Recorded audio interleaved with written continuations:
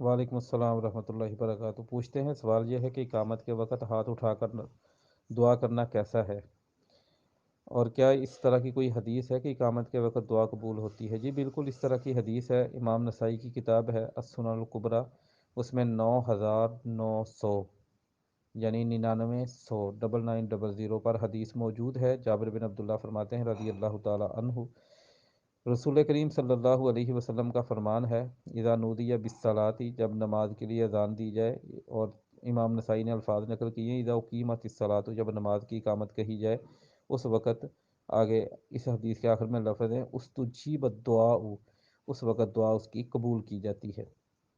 Number ایک اور روایت آتی ہے السلسلۃ الصحیحہ میں، اور امام شافعی رحمہ اللہ تعالیٰ کی کتاب الام میں صحیح سند سے، مقہول کہتے ہیں رسول اللہ صلی اللہ علیہ وسلم نے فرمایا کہ وہاں پر لفظ اقامت الصلاح، اطلبو اجابت الدعاء، دعا کی قبولیت کے اوقات تلاش کرو، جس میں ایک ہے نماز کی اقامت۔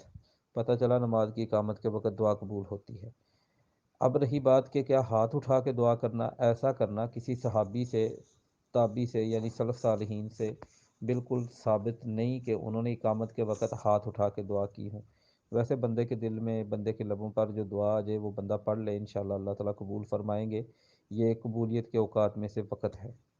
ھذا ما عندی واللہ اعلم۔